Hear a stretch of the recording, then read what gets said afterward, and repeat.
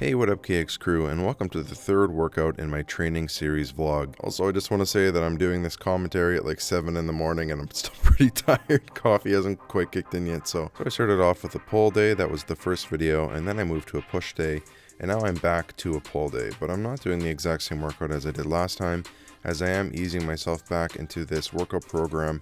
In this workout, I am testing out a couple new exercises that I haven't done in a while. The only consistent exercise that I'm doing from last time is the deadlift, because that is still something that I really want to take my time building a good foundation with. That's why I've decided not to up the weight and just keep it at 145-pound plate on each side, because I'd really like to just spend the first couple weeks just really making sure that my form is perfect before moving on to adding weight. Really want to make sure that my core is solid, make sure that all the moving parts of the deadlift are all happening exactly as they should be. And then once I feel like I've really got the 45s down, my form feels good, then I'm ready to add weight. For the record, I feel like I could add weight now. Like, the improvement from this workout from the last one, like these 45s went up like twice as easy as they did from the first workout, but still, I want to take my time with them.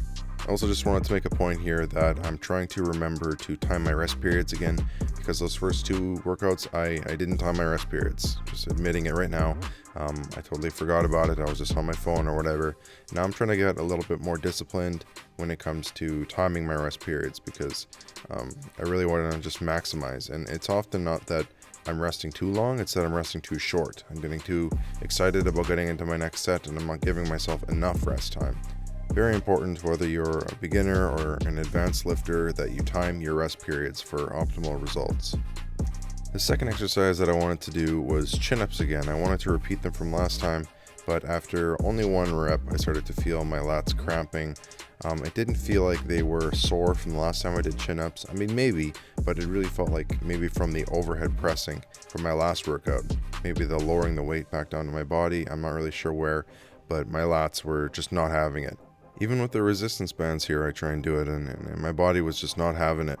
It was pain in my lats, and I decided that I wasn't going to push myself through pain, because that's never smart. Pushing yourself through a little bit of soreness or discomfort or DOMS is okay, but if all you're feeling is pain, then just stop. There's no point. Your muscles are still too damaged from your last workout, and they need more time to recover. Don't be a hero. Let your body rest and recover when it needs it.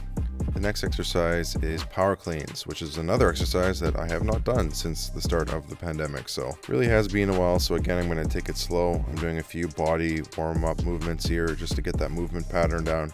And now I have the bar. I'm doing the same movement. It always feels a little bit weird warming up for power cleans, because the whole exercise, you need the weight in order for the exercise to execute properly.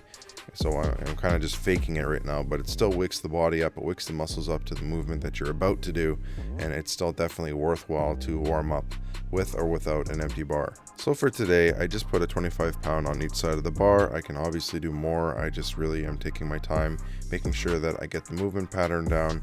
This is enough weight on it for now for me to really feel the movement of a power clean. Just get those basic movement patterns down. I forgot to mention earlier, but for the deadlifts, I was doing a 5x5. Here, I'm doing a 4x6. So 4 sets of 6 reps of the power cleans. Again, something to note is that I'm taking my time every single rep. I'm trying to make sure that every rep is good before I totally reset and do it again. These big multi-joint lifts definitely require that patience and making sure that your form is good before you proceed to putting on more weight on the bar that you could probably lift. But if you want to be strong in the long game and continue to grow stronger over a long period of time, you do have to take your time at the beginning and really make sure your foundation is good. Otherwise, you'll just keep adding weight till you feel like you've reached your limit, and your chances of hurting yourself are pretty high, so don't do that. Kind of the crappy thing about having 25 pounds on each side with these metal weights is that they are smaller plates, so I can't just pull it right from the ground. I have to kind of dangle it halfway down my shins, because that's where it would be if you had a full-size plate on it, and that kind of sucks for your back, having to dangle it and hang the weight there. It definitely makes the lift a lot more exhausting, because you're exerting a lot of energy in between your reps to hold it at the right height. I could, I guess, set it down and then pick it up at my shins and do it again and do that every single time, but I just decided to go this way for today. Maybe next time I'll try it with a 45-pound plate, or I'll put some kind of blocks down or something to increase the height of the barbell. So overall, I would say the power cleans went pretty good today. They felt pretty natural, kind of like riding a bike. I've done power cleans so much in the past that these were pretty easy. Granted, the weight was pretty light, but still, I'm happy with how it went today, and I'm feeling ready to add more weight next time. So again, I was not planning on doing that many exercises for this workout because I am taking my time, taking long rest periods, making sure every single rep is good, and it does make the workouts take a lot longer. So I was only going to do 4 exercises today, but because my lats were cramping, I couldn't do the chin-ups, and I just moved right on to my last exercise, hammer curls. So last time I did easy bar curls, so for today's curl, I wanted to do a variation of that, which is more of a strength-based curl. The hammer curl, when you turn your hand sideways, you're able to lift a little bit more weight because you get more activation out of your brachioradialis, which is a big muscle in your forearm that really gets the most activation when you twist your arm like in this way. It's called a hammer curl because you hold the dumbbell like a hammer, and that's how you get that brachioradialis activation. Basically what I'm saying is that you're able to curl more weight in this way. So if you're trying to build strength, I think that the hammer curl is an excellent strength builder. And the reason I just pointed at my left arm was because my elbow was feeling really sore, and I just wanted to make note of that my left elbow in the first set was feeling rough after those hammer curls. So just for next time, I can know if there's any improvements. So I was trying to feel out the right amount of weight for these hammer curls because it's been a long time.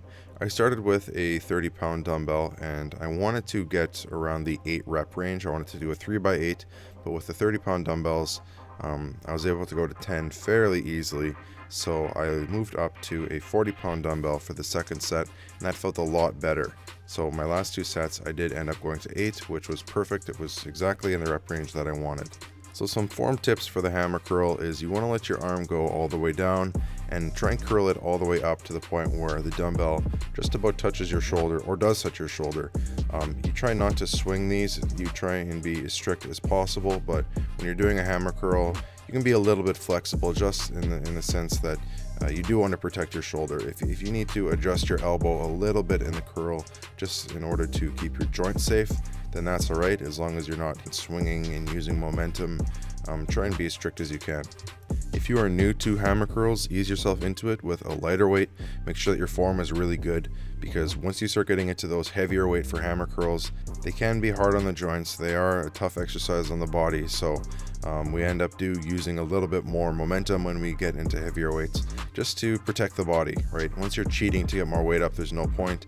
But again, as you can see here, I'm doing everything in my power to keep my form as strict as possible. I'm only talking about momentum in the case of really heavy weights and trying to protect your body when doing this exercise. All in all though, the hammer curl is easily one of my favorite exercises. It's one of my favorite strength builders, and I really recommend it to anybody who's trying to build up some strength, specifically in their arms. And that's going to do it for this workout, guys. Thank you so much for joining me. Subscribe to the channel if you haven't, and if you want to officially become a member of the KX crew, hit that join button and consider supporting the channel for as low as $1 a month if you want. Actually, yesterday I got started working on my next fitness YouTuber documentary, and as you guys know, those things take a lot of time. So if you want to support me through that process, joining the channel is a great way to do that.